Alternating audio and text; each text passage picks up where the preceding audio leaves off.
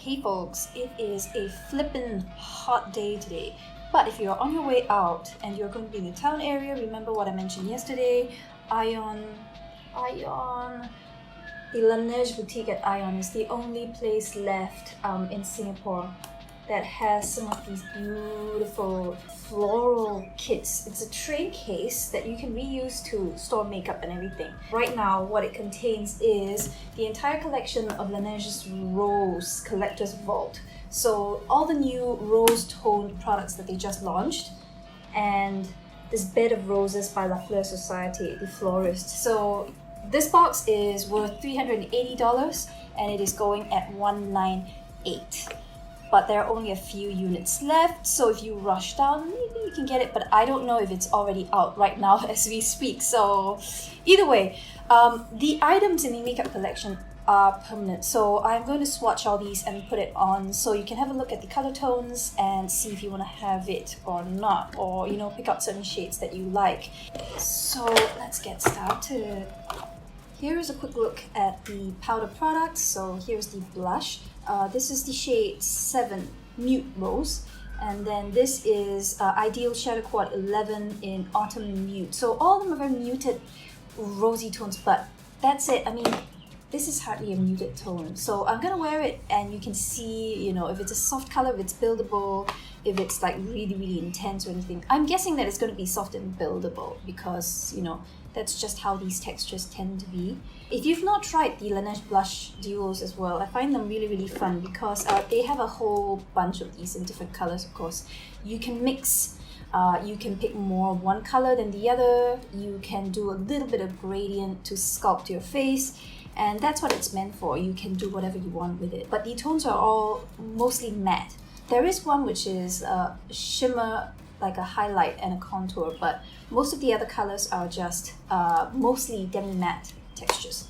Now, I've not used any of these before. They're completely untouched, so I am not entirely sure about pigmentation level. So I'm going to check now before I go on my cheeks in case it looks crazy. This is soft dusty pink. It's almost not visible, but on the cheeks it will be. And okay, this is quite fine grained. It's extremely finely milled, so it's almost creamy feeling, and this one can see is a bit more intense. So this shade you will need to be careful with if you have sort of fair to light skin. But if you have a medium to tanned dark skin, this might actually look really, really beautiful with all those cool toned rosy kind of lip colors that you may choose to wear. They actually don't often come up with blush shades that are this deep, so heads up for you tan girls. I'm going to lay down the light color first, just to see if it gives enough color on its own. I think it actually works on its own. I mean, of course, if you're pale, this would be a medium pink blush for you. As with all blushes, the color builds up as well, so just because it looks light here or when you swatch it with your finger does not mean that it's not going to show up on your skin. You kind of need to work in layers, and then the color intensifies. I always forget how smooth. I'm going to tap into this one slightly. Okay, wish me luck. And I'm just going to go right in the center, Charlotte Tilbury way. She does. Actually, no, that's Natasha Denona. Oh, Charlotte Tilbury as well. Both of the makeup artists will go with a more intense color in the middle and then a lighter color as a base around that.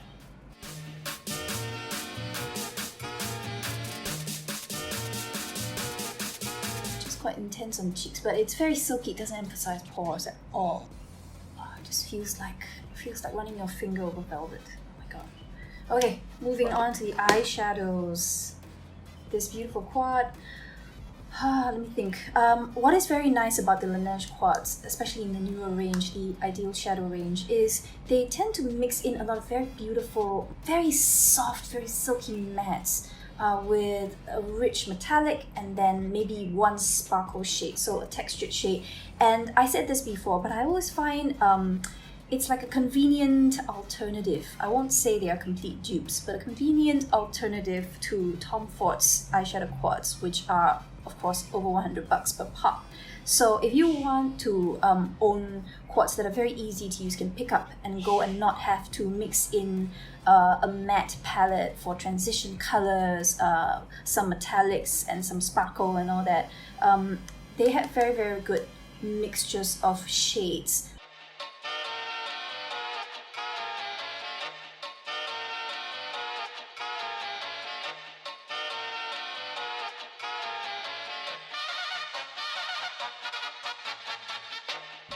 It gives a very nice soft warmth without being too orange. And the level of pigmentation is just right. There is this matte chocolate shade here, which I am going to try and use in the socket as well, but near the center. So this is what is carving out that very deep socket. But I'm not going to go all the way out like I usually do. I want the whole outer areas to be that soft peachy shade. And I want the shading to be more around the outer middle portion of my socket to create a rounder eye shape. So if you drag the dark shade all the way out, you have a longer, more cat-shaped eye. But let me just try only enhancing the middle today for a rounder look. My eye already looks much more expanded. That's the reason behind, coloring in your socket with a matte color. Going in with the soft shade again. So blend it out a little bit. I am going to go in with the deep red now. Wow.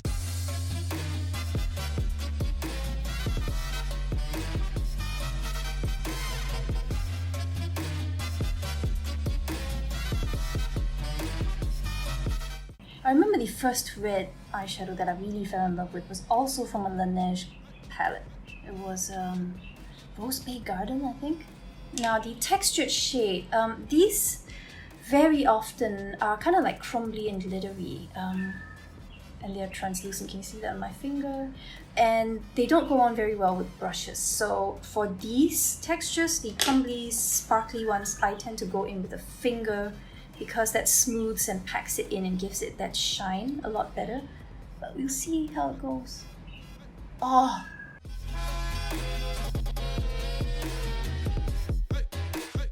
I do want to blend it into the red in the middle of my eye, so it takes on a bit more of that sheen from the purple.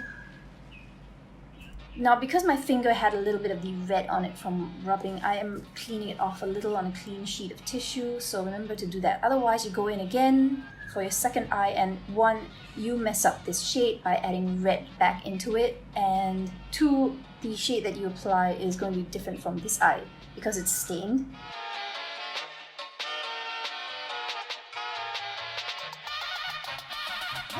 It gives a very nice texture, but it's not like extremely crazy or anything. So I was expecting it to look a lot more purple than this. Going in with this... Oh, my brush, I think, had a little red on it. Oopsie. The last bit. I like to usually use a finger, and you can sort of add a little glimmer under your eyes. If you have very bad eye bags, you may not want to do this because this will emphasize the contour of your bottom lid. But if you like that East Asian trend of emphasizing the little pouch or the bag under your eye, kind of makes you look more smiley and makes your eyes look larger technically, then obviously you want to do this with every look. Add a little shimmer to the most prominent part of your lid. Of course, you can also use the applicator in here. That's right, don't always throw these out. You can use it for detail work for the bottom lid. Now, because it's all kind of purple hued, I have a purple eye pencil here from Sephora. This is, what is it called? Crayon Gel Intense Gel Pencil, number 4, dark purple. So this is an automatic pencil, and I just want to add a little dark definition around the eyes without using black or brown.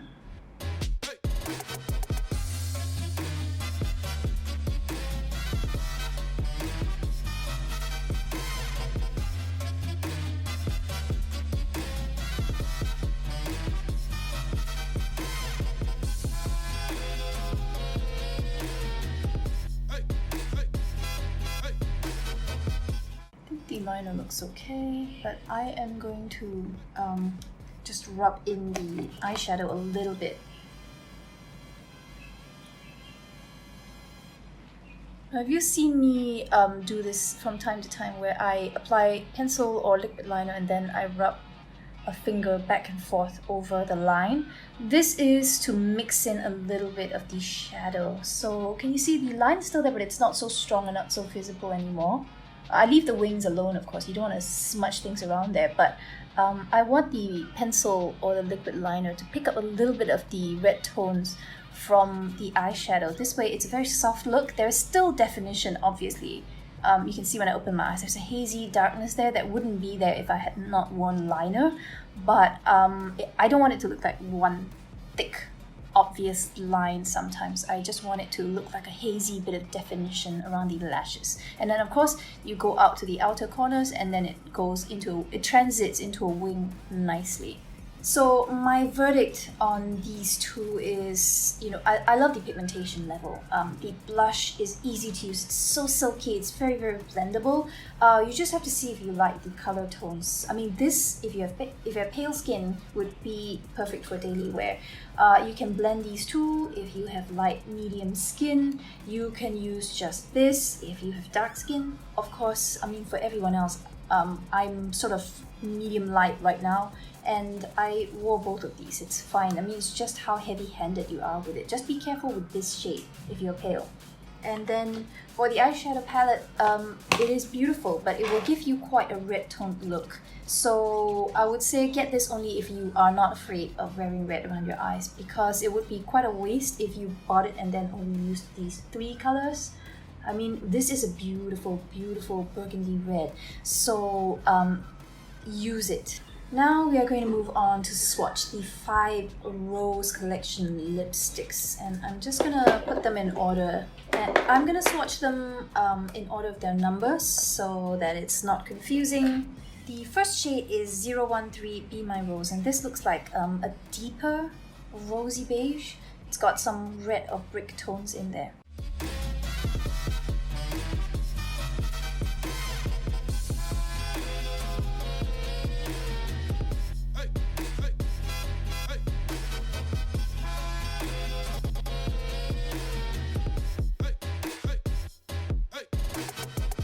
The second shade is 014 Wondrous Rose. Now the tube that I got inside this is 488 instead of 014, so I can only cross my fingers that it's just a labeling error and it is the correct shade.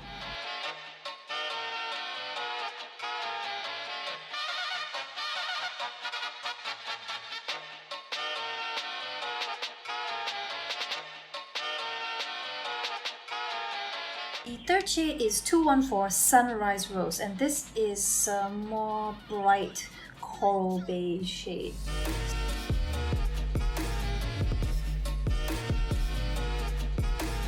It is pretty though. With these really, really bright milky tones, I try not to go too opaque, or especially around the edges of the lips, because sometimes can look a little bit crazy.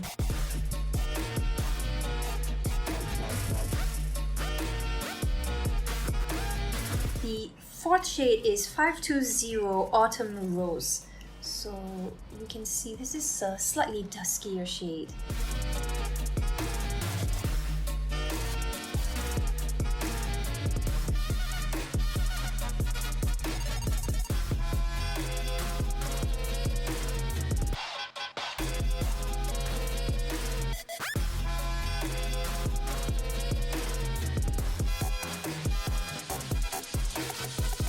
Final shade is Blessing Rose, and this one seems to be a little bit more pink, a little bit more soft than the 520 Autumn Rose.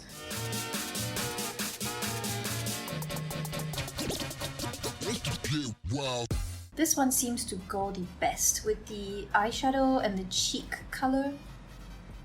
It has enough pink tones in there.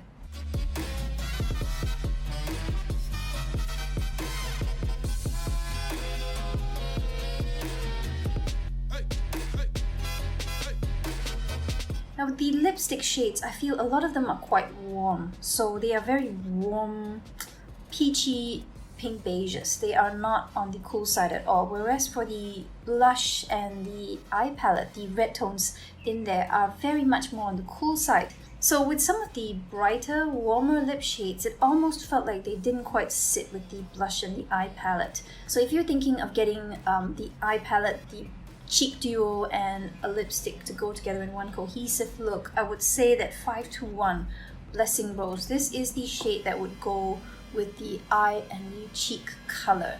Because these two, I have to say, lean a little bit cool toned, and this one is what I would call neutral rose. It is, it's got warm tones and it's got some cool tones in there, so it's quite, you know, right in the middle. Whereas most of the other lip shades, I would say, are definitely on the warmer side. I don't know if you saw that, but I just felt every single time I put on one shade that didn't quite go with the eye makeup. Like if I did a warm or neutral eye look today, all the colors would probably sit a lot better on my skin. So that's just a quick note from me to you guys. My favorite lip shade has got to be 521 Blessing Rose, this one that I have on right now. And I don't know if I'm biased because it just sits nicer with the blush and the eyeshadows right now.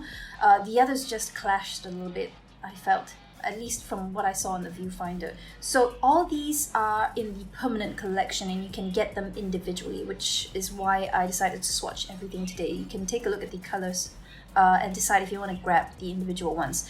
The beautiful kit, unfortunately, is available only in very, very limited quantities. They are sold out online on Lazada already, and there are very few units left at the Ion Boutique. So if you want to head down, it might be a little bit late now, but anyway, just go down and have a look at the colors. I feel, aside from the fact that they may not all go with the IdealShadowQuad and the blush, I feel all the lipsticks are really, really beautiful colors. They would suit a lot of neutral and warm skin tones. Of course, I also need to add a reminder that I was reviewing the palette and the cheek duo today, so I wore all the colors. You don't necessarily have to work with all 4 colors. You could skip the red shade, and this would work well with all of the 5 colors. And of course, with the cheek blush, if you use more of this, it would look cooler toned, and if you use more of this, it would look a bit more neutral warm. It's stuff that you can adjust and customize yourself depending on what lipstick color you're wearing. Here's another quick look at these shades in order. I have them in a very weird angle. So 013, 014, 214, 520, and 521. So this is what I have on right now, and you can see it is the pinkest of the lot, which is why it sets so well with the blush and the eye colors. This one is very neutral as well, 014, the first shade that I tried on. The rest are significantly more warm toned, which I know a lot of people like, but it wouldn't necessarily go perfectly with the eye and cheek colors here. In any case, I hope you found it helpful to see all these swatches, and maybe you found a color or two that you liked. If you have a favorite, please let me know what it is. And other than this, thank you for watching, and I will see you again. Bye!